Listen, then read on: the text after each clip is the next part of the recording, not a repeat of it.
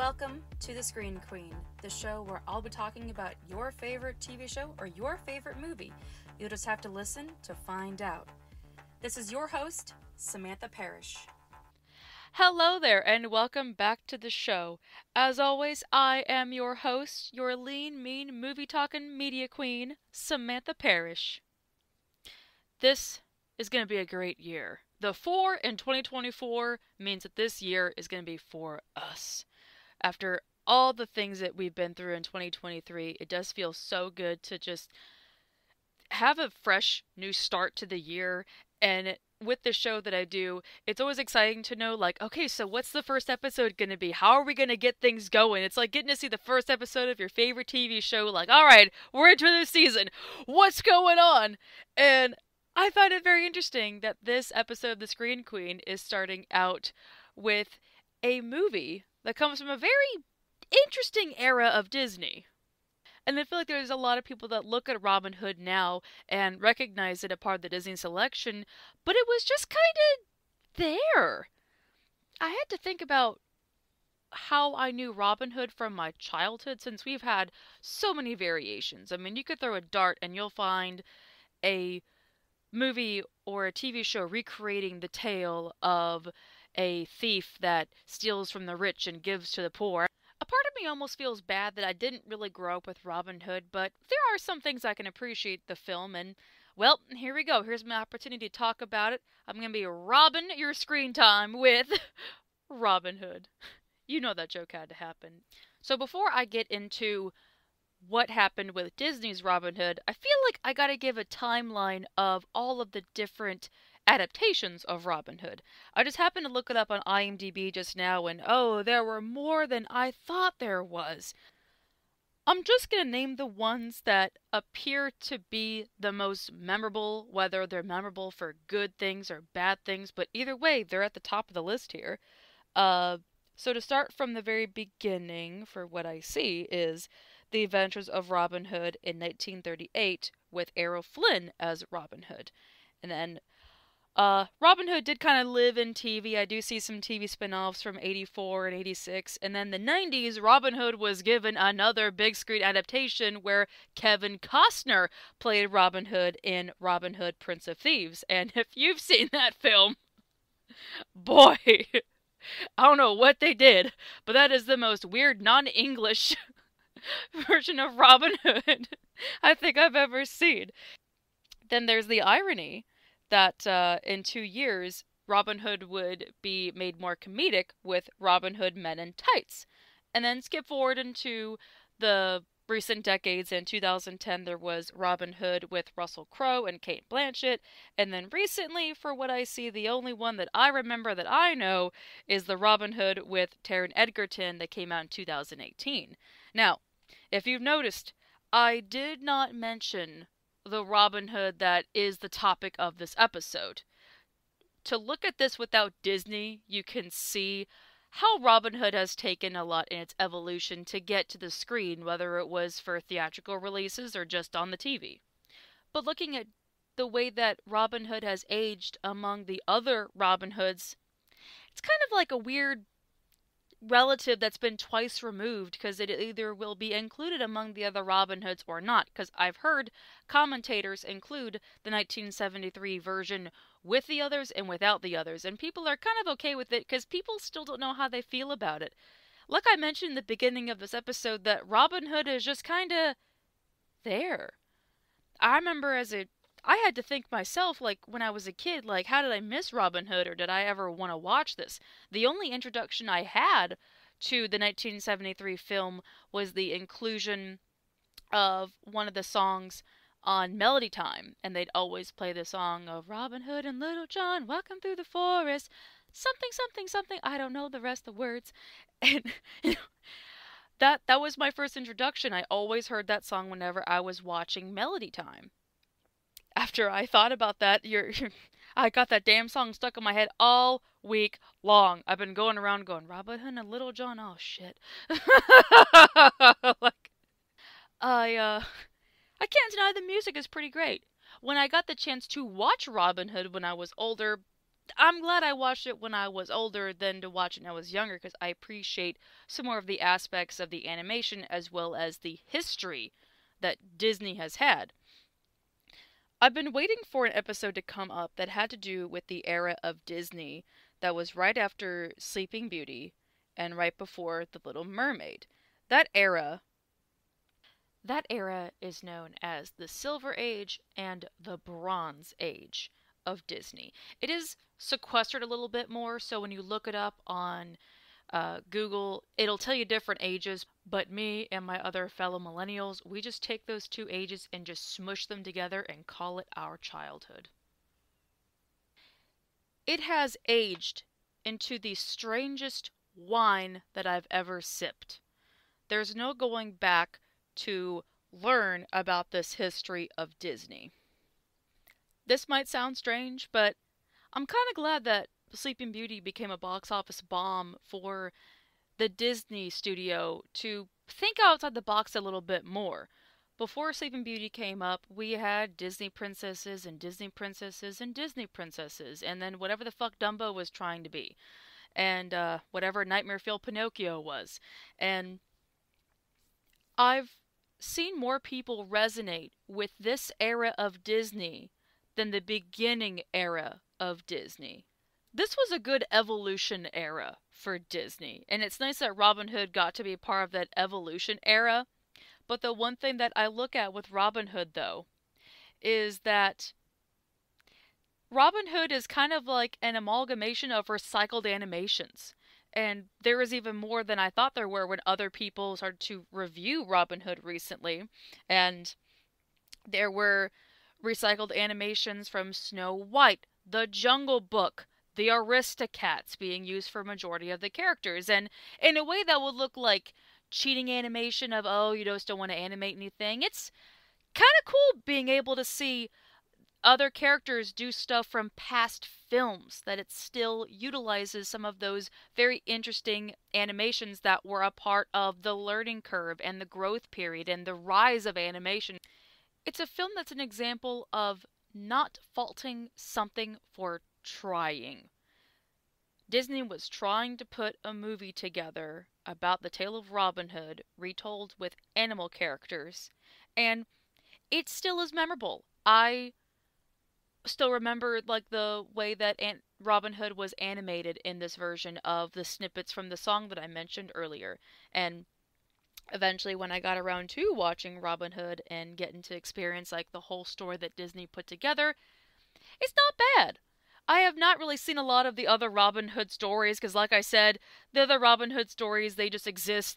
But for kids, it showed just the right amount to get the story across.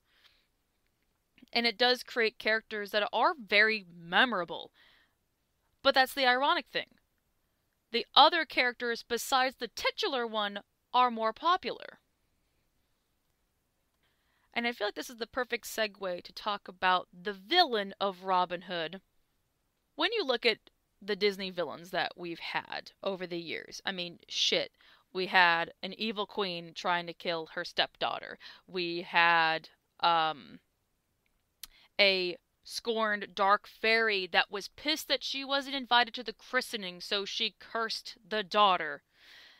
And then you have a villain that's just a selfish little whiny baby. I love me a villain that isn't dark, because I love the departure. I love a villain that I know that the writing's on the wall is going to get his ass handed to him, but I'm also wondering, like, how selfish can he be? How selfish can he go? That is the ultimate question that you ask yourself when you look at this version of Prince John. Now, I myself, I don't know too much about the history of how every Prince John has been depicted in the adaptations of Robin Hood. But a majority of people remember this one more than the others because this one is just a straight up little bitch, and there's been no complaints about that. Of all the Disney villains that we've had, some that I've already mentioned, this is just a selfish villain that is just so immersed in the wealth and knowing that whatever he can take with higher taxes is the better for him. And you know the writing's on the wall. You know that he's going to get his ass handed to him. You know that his money is going to be stolen because obviously that's how the whole story for Robin Hood works. But he's so entertainingly selfish watching someone of a political stature suck his thumb and go, "Mommy!" Like, it's kind of funny. Like I said, the other villains in Robin Hood have been dark, but this one stands out for being a different form to just have fun with it. But you still understand that this guy is damning his own kingdom. It plays the cards very well for this villain. But there's another favorite part that I have about this film. And, it kind of makes me sad that there isn't enough of a recognition for the song Not in Nottingham. I mean, obviously the songs are very catchy. I told you that I went all this week singing the opening song to Robin Hood. But Not in Nottingham is one of the most underrated songs about poverty. And the scene involved with Not in Nottingham doesn't get enough credit for how simple and effective it is, as well as emotional. The scene starts out with our rooster narrator saying that everyone had been in prison because the taxes went up, because people couldn't pay their taxes, because they weren't getting paid, because Prince John been taking all the money and swimming in it like fucking Jeff Bezos. And so everyone's arrested. And it's a very sad song about knowing that there's nothing good is going to happen to Nottingham. It's always going to be this way. There's like an acceptance of the demise to what was once a great kingdom. But knowing that it didn't affect the kindness of these characters. Some of them that were just in the background. And I love a scene. I love a story that will have the background characters that you feel like you know, even if the background characters don't interact with the main characters, so you can get the world building across. I love this owl couple, and the older owl has this tattered blanket that he gives his wife just to make sure that she's okay. Like, that blanket ain't doing nothing except just giving love, and that's about it. And I love this little rabbit that's eating some bread, and he drops a crumb, and this little mice, this fucking audacity to even lock up a mouse, and the poor mouse can't even get to the food, and the rabbit picks it up and gives it to him because all they have is what they have, and they're not afraid to share with each other. Everything in greed is talked about in this film, about getting from the rich and giving to the poor, but seeing how the poor will still give to each other. I love that that exists in this Robin Hood film. If you guys have not seen Robin Hood, or it's been a hot minute since you've seen this version of Robin Hood, I would encourage you guys to listen to Not in Nottingham. It feels different from an adult point of view, but it's just something so sweet that doesn't get talked about enough in all the Disney songs that we've ever had, as well as the Disney scenes that we've had a part of our childhood. To me, Not in Nottingham is the strongest point of the story, which is ironic considering it's called Robin Hood. And like I mentioned in the Prince John topic, that the villain is a little bit more popular than the titular hero of the story. Everything has its own stickouts. But there was a missed opportunity with Maid Marion that I found out. I remember when I watched this film, and there was a thought that crossed my mind during the climax of asking myself, didn't this movie have a Maid Marion? And I got that answer quite recently. There was going to be more screen time for Maid Marion. There was a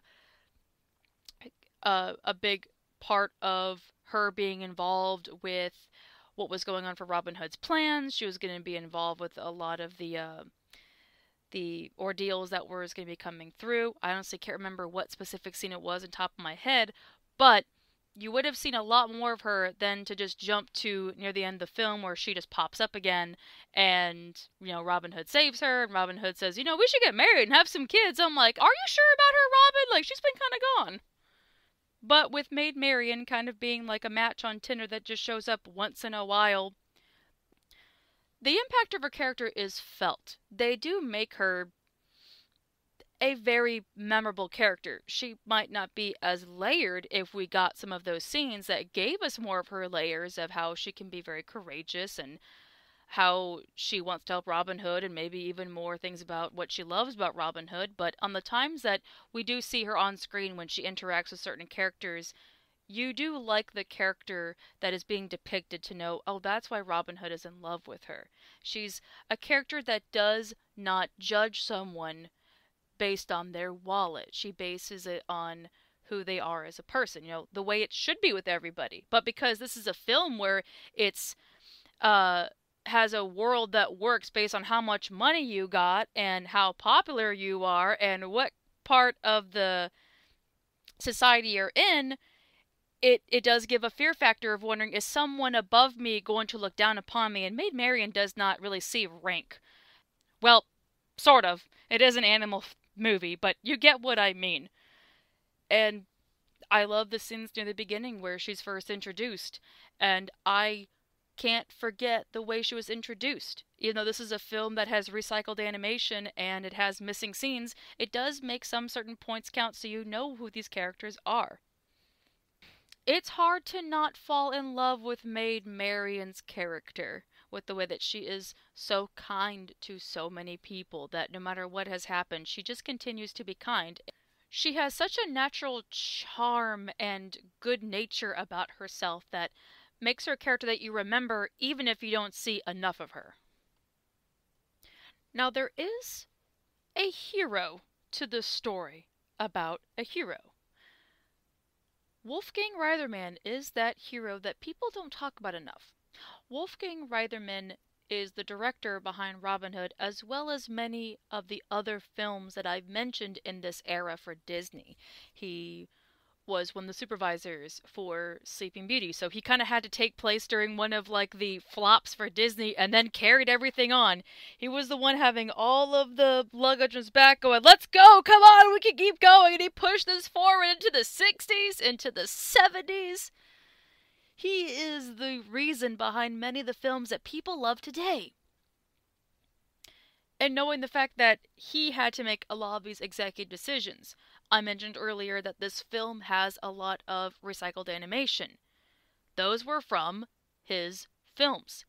He did The Jungle Book, and The Aristocats, and The Sword and the Stone, and so many other films. It's nice to know that many of the films that I love comes from him.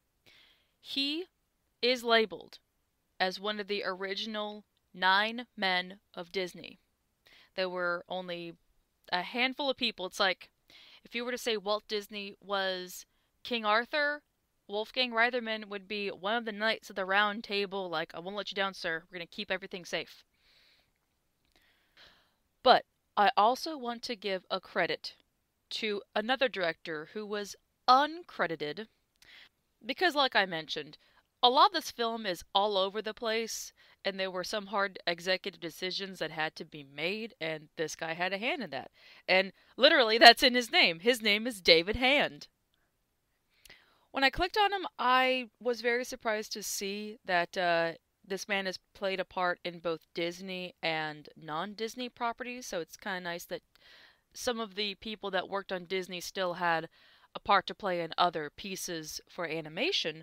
But I wish that there was a little bit more credit giving for the fact that Robin Hood looks like there's so much work put into it, even though it doesn't look like it with the recycled animation, uncut scenes, but all hands are on deck for this film. So when you watch this film, know that 2 people had to do everything they could in their power to bring this to life. But that makes the greatest segue to talk about the cast of Robin Hood, because you guys know I have to talk about the cast. There's something interesting about getting to see the reoccurring actors that came together for Disney, and during this era, there were a lot of actors that had consistent work with some of the projects in Disney, as well as working with some of the directors in Disney. As like I said, Wolfgang Reitherman did a majority of the films between the 50s and the 70s. When he worked on a majority of these films, he did recast a lot of the people he worked with. So starting off the list is Brian Bedford, who is the voice of our titular character Robin Hood, or as they call him, a fox, which is kind of an interesting credit that they have to call them by their animal names, but whatever. That's just the way the movie came to be. And honestly, I'm not really seeing anything else that sticks out to me. But I do see that Robin Hood is still one of the staples that he's known for, so out of a career for what I see spans all the way back to the 1950s and then went to retirement in 2014, Robin Hood has always been a main staple of his career, and I like that he's still given the credit for what he did for that film. And the guy who voiced Little John was Phil Harris. And let's just say Phil Harris is like a main staple of Wolfgang Reitherman's Disney films. You could throw a dart and find that he's been a part of a major movie within that era of Disney, between Baloo the Bear for The Jungle Book, O'Malley in the Aristocats, and now Little John in Robin Hood. But the ironic thing, though, that I look at is knowing that Phil Harris voiced both Baloo the Bear and Little John. They're both bear characters. They're both voiced by the same man. And it has the same animation, because like I said, they had to use recycled animation. That would seem like a one-trick pony, but it's not. For all the movies that I've ever seen, knowing that Phil Harris was the guy behind most of the Disney characters that I loved from that era, he makes it so uniquely different. It's the same voice, but the way that he puts enough care behind it. When you listen to him as O'Malley, he's like a slacker with a heart of gold. And then there's Baloo, who's kind of also a slacker, but it takes a little bit of time for him to mature a little bit, and there's some seriousness to him. And then you have Little John, who takes life as it goes along, but he is not afraid to jump into the fray when shit hits the fan. And also, I'm not gonna complain to listen to Phil Harris. He is one of my favorite actors, a part of Disney, that has brought so many of my favorite characters to life. I'm gonna have to put a hold on that because I'm pretty sure I'm gonna end up having to talk about him some more. So I'm gonna move on to the next guy, who is Roger Miller, who was Alan Adale, basically the rooster narrator that I mentioned from the In Nottingham segment. I honestly don't know too much about him besides him just being in Robin Hood. I just happened to click on his page that he did do some songs. I mean, obviously, he was a singing rooster, so he had to have been a singer prior to the film. So he is the reason that I kept singing the songs all week long. So moving on down the list, we have Peter Ustinov, who is the voice of both the hero and the villain. He is the voice of Prince John and also King Richard, so he flip-flopped from playing like a little spoiled baby bitch to the savior to the kingdom. And yet, of the pieces I remember watching Robin Hood, I couldn't tell the difference. And usually I have a pretty good ear for picking up on certain actors and their tones that somehow like edges its way into other characters. But this guy didn't see it a damn bit. There is no distinction between the little whiny voice of to everything is going to be taken care of. Peace will be restored to the land. I would have never picked that up if I hadn't just learned that now. That's pretty cool. I'm glad that we got to learn that together. And let's see here. Who else do we got on the list? Let's look at the woman who voices Maid Marion. It's Monica Evans. Oh, wow. I did not know that. I would have never picked that up. She was the voice of Abigail from the Aristocats. Now that I hear it in my head, that distinction I can pick up. But I do love that she went from being a bird to being a fox within like 3 years. That's pretty great. She does a good job playing Maid Marian, the very soft, subtle, and then to be Abigail of like, oh, what a scandal. That's pretty cool. That's pretty cool. Oh, wow. So I just happened to read that Maid Marian was the last role she ever did. So, wow, that's like the last hurrah. That's pretty cool to find that out. And I just see that she's alive. She's just retired, living the life. She's like, listen, I'm good. I got a nice little paycheck from Disney. I'm out of here. The next one is Andy Devine, who was the voice of Friar Tuck. Now, there's a little snippet of trivia that I want to give you about the character Friar Tuck. Friar Tuck was originally going to be animated as a pig character, but to have a religious character in the form of a pig probably wouldn't have flown too well, so they changed his character to a badger. I just thought that was very interesting and just wanted to slip that in here because I thought that was a good segue. Anyway, from what I see on Andy Devine, he's mostly lived in westerns. He did pass away in 1977, so Robin Hood was nearing the end of his career. And oh wow, he was also in It's a Mad, Mad World with another guy who was from Robin Hood. That's pretty cool. There are a lot of characters on here, but I want to go ahead and just say one more because she's my favorite character, so I have to do this one. Carol Shelley is the voice of Lady Cluck, one of the best female characters in my opinion. I know we've had some really great Disney princesses, but Lady Cluck does not get enough credit for being the woman who is just like, I am ready! Let's go! Like, she is just like, you don't fuck with that chicken, man. She is not afraid to throw some shit down. If you've seen the film, you know. That woman is gonna ruffle some feathers. But, from what I see in her filmography, she did go on to continue another collaboration with Disney. She was, I'm probably gonna butcher this, Lachesis from Hercules. Wow, that's pretty cool. I love that. Yeah, she was Lachesis a couple of times in some of the Hercules spin-offs, and of course, oh, she was Amelia. Oh my god! Oh my god!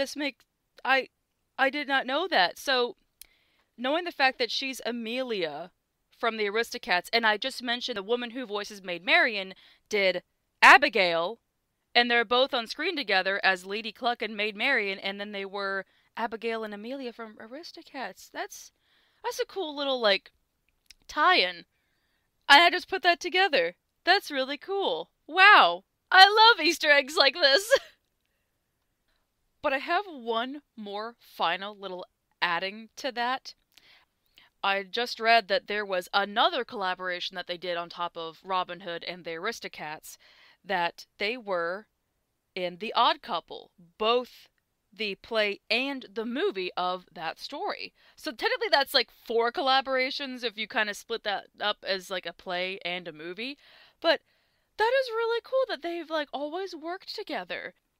Okay, so I have one last piece of trivia to say before I end the episode. Robin Hood was the very first VHS tape in the Walt Disney Classics line. So how about that? A film that mostly lives in kind of a twilight zone of Disney where it's known, but it's not among the mainstayers like The Lion King or Snow White, Sleeping Beauty, Little Mermaid, but that it was the first out of every single one. Robin Hood was the first. That is pretty cool. So for my final musings about Robin Hood, even though it's a Disney film that is just there, like I said, I'm glad that it's there. It's still found a way to be a part of someone's childhood, whether it was the 70s, the 80s, the 90s, or me being a 2000s kid. The new generations are picking up on Robin Hood, and some of them feel a little bit different about Robin Hood, and they kind of poke at the fact that it's all animal characters, and that leads to some very interesting questions about furry characters, but still, Robin Hood did something for someone. No matter what it was. It's a very interestingly flawed film that the flaws are kind of like perfections because of the history that so many different aspects of Disney was poured into this, from recycled animations or having a familiar cast working together. And I love the fact that it's all familiar territory. It doesn't feel like a one-trick pony, like I said. It's its own unique spin on Robin Hood while also being a unique Disney film. And for the years to come, I'm sure that this Disney film will still find a way to steal our hearts. And with that said, that is all I have about Robin Hood. This was a very interesting episode. I kind of felt like I was going in blind since it's been a while since I've seen Robin Hood and what else could I bring to this, but it was really good. I'm glad that this was the new episode for 2024 on the show. It's fantastic, and I'm glad that you were here for this. So now is the time to find out what the next episode is going to be on the Sceen Queen. So here we go. I got some new selections in here, and I'm hoping none of them fall out of this little box. I probably need to get a bigger one at this point, but let's see what happens. Okay, I got it mixed up really good. Let me pick from the bottom. I just need one. Get out of my hand. Okay. Alright. It's time.